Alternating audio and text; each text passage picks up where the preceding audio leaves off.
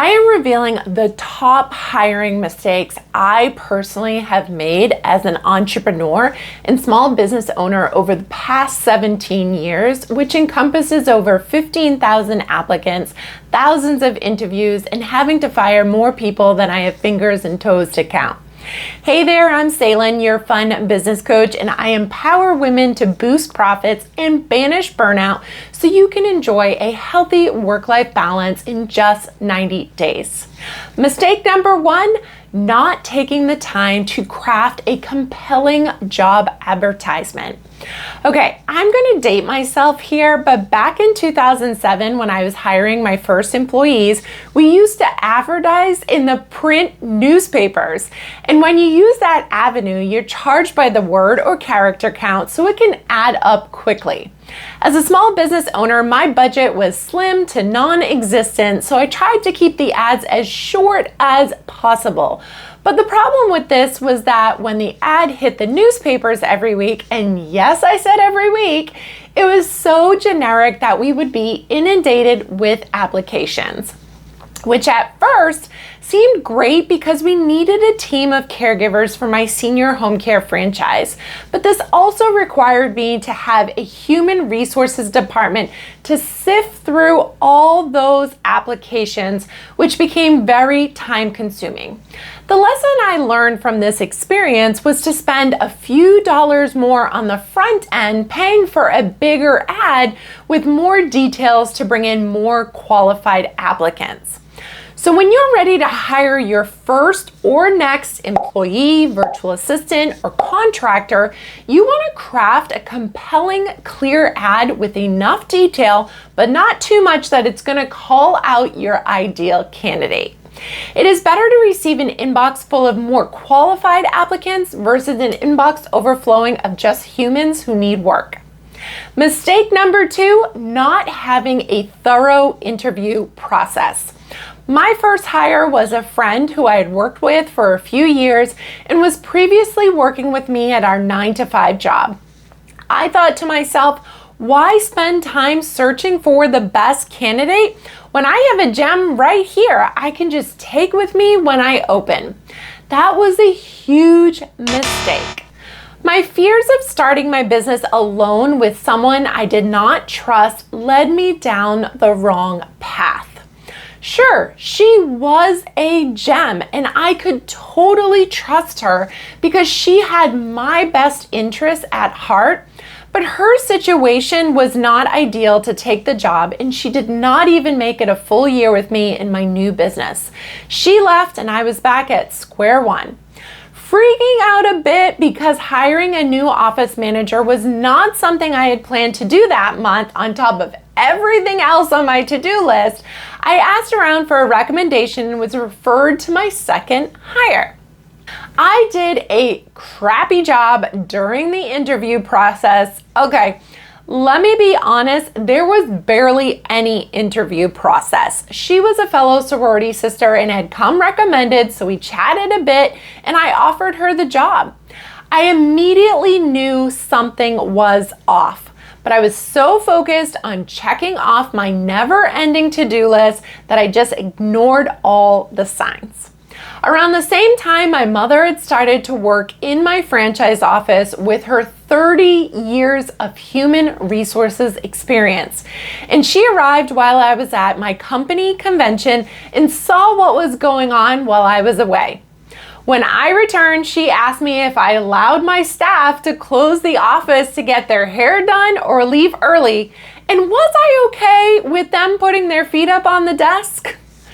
Again, I failed at hiring the right person for my small business. I went on to learn from my mother that there is a process that needs to be developed to interview the right candidates for the job. She taught me that retention begins with recruitment. Together, we went on to develop a 3-part interview process that saved me tens of thousands of dollars, if not more, in bad hires. Having a 3-part interview will give you the insight you need to determine if you have the right candidate for the job. The first interview should be about 30 minutes with about 4 questions about why they want the job and why they want to work for your company. The second interview should be about an hour and go further in depth into the job description you created, which if you need help with this, check out this video. And the third interview should be around 2 hours. This one brings out the real truths in your candidates. I have had people start slumping in their chairs, giving callous answers, and almost walking out due to its length. If you truly want to find the right candidate who will make you money and work for you like it's their own company, this 3-part interview process is exactly what you need. Mistake number 3, making an unclear job offer. Now that you've found your candidate, it's time to make them an offer. While this may sound super easy, you want to craft a job offer that is clear so the candidate has all the information about the job responsibilities, working days and hours, and any benefits you will offer. One time when I was hiring an on-the-road salesperson, I thought my job offer was clear until I realized the hard way it was not. The sales job was a flexible one due to the nature of having to attend networking events after 5 p.m. and some early morning meetings. So the hours weren't exactly black and white in the job offer. I assumed the employee would use their discretion to ensure they were completing their job duties during the 40-hour week I was paying them a salary and commission for. My new hire sailed through the interview process, seemed excited for the opportunity, and readily accepted the job. She did well during the onboarding phase of my 3-part hiring framework that I have all the details on inside my signature program, the Legacy Business School. But after just a few weeks, something was off. We could not reach her at times during the day.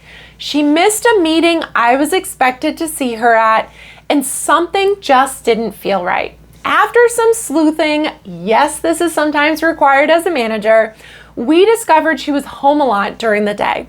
I brought her into the office and had a conversation with her, and she confessed to a drinking problem, which kept her in bed till late morning. She was a dynamic salesperson, but unfortunately we had to part ways because she was unable to complete the job duties. I learned so many lessons from this hire, but most of all that you need a clear definition of a flexible work schedule when you're hiring someone who will not be sitting at a desk in front of you all day. So this is super important now that so many of the support team members we will hire as entrepreneurs will be working remote. You want to clearly define what hours are required for them to be available to you and which other times of the day they can flex their schedule. Make sure this is clear in the job offer and they agree and sign off on it. Now you have a behind the scenes look into some of my personal hiring mistakes as an entrepreneur. Please don't let my mistakes scare you from hiring your first or next employee, VA, or contractor. I hired 100 times as many amazing team members versus the ones who did not work out. And when you use my 3-part hiring framework inside your business, it helps you avoid a lot of the mistakes I made. To learn more about tools like this framework I use inside my business, I want to invite you to join me inside my free training, the No BS Work-Life Balance Workshop, where I'm sharing the 3 vital shifts to banish burnout, boost profits, and reignite your entrepreneurial fire. This is the exact blueprint I used inside my senior home care franchise business to shift from working 80+ hour weeks to just 16 while tripling my business revenue and 4xing my personal paycheck. And I'm using this same blueprint inside my coaching business to avoid burnout and work part-time hours by hiring the right people for my team. You can find the link in the description below. And if you have any questions, feel free to pop them in the comments. Make sure you hit the like and subscribe button because I put out content just like this every week. Thanks so much for watching, and remember to live your one life.